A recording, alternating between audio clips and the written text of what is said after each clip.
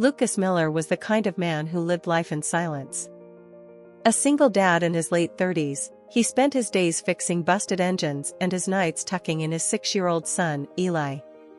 His small-town garage barely made enough to keep the lights on, and most of the time, dinner was just peanut butter sandwiches and day-old soup.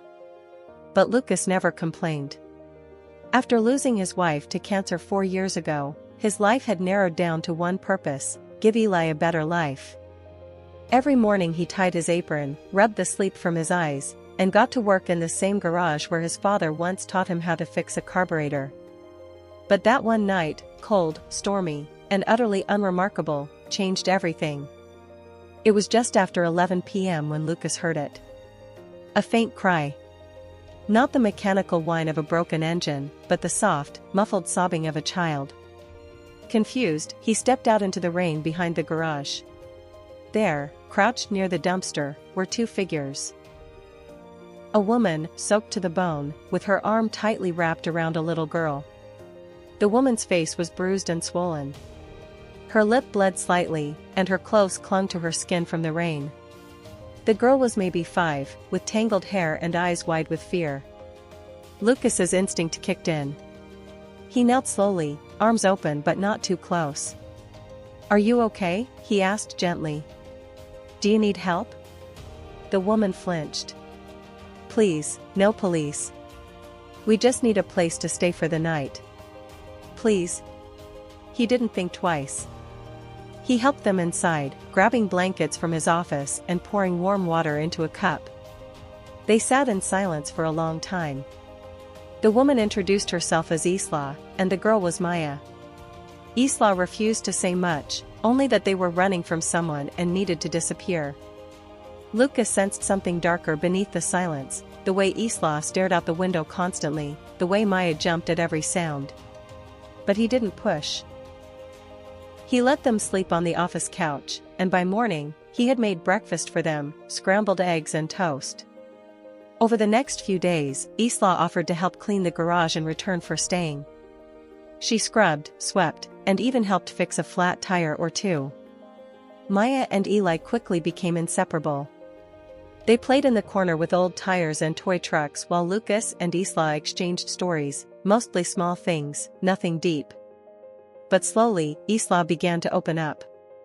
She told him she'd once worked in administration, had grown up in Texas, and that she had lost her husband a few years ago too. What she didn't mention was who her husband really was. Lucas noticed the way Isla carried herself, like someone who had once lived a very different life. Her manners, her knowledge of business, her calm under pressure. One night, while she thought Lucas was asleep, she whispered into a burner phone, "I'm tired of running. I just want my daughter safe. I don't care about the money." Lucas heard it all, and knew something big was hiding beneath her quiet. He never asked. He just left a flashlight and extra lock by the door that night.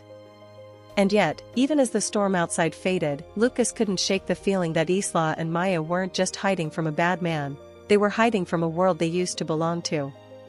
And the closer they grew, the more he started to wonder, who really were these two strangers that now felt like family?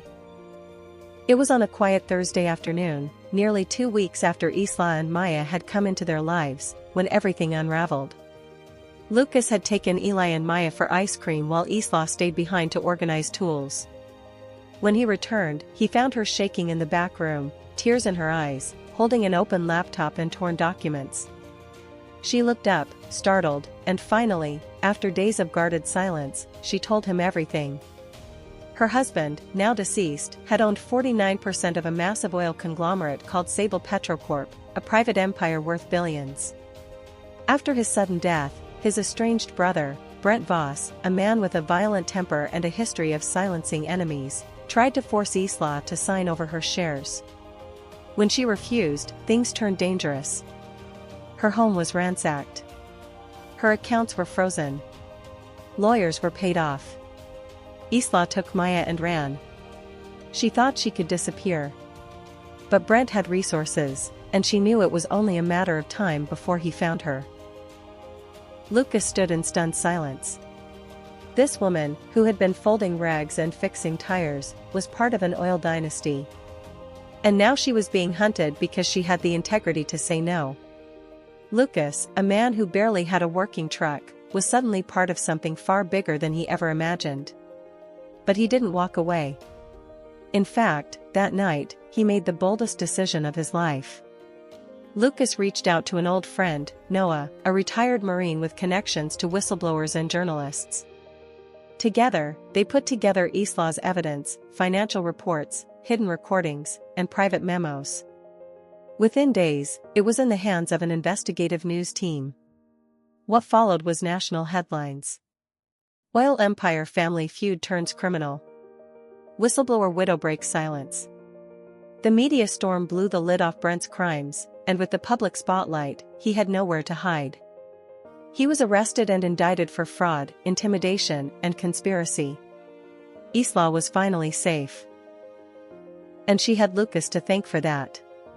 But she didn't return to the mansion. Instead, she stayed with Lucas and Eli.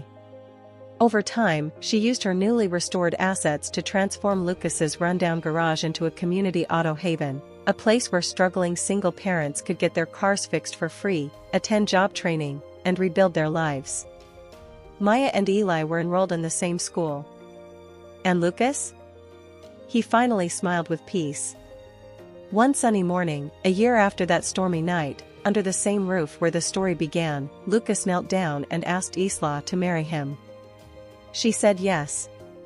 There were no fancy rings, no press. Just two kids clapping, two souls healing, and a future finally free of fear.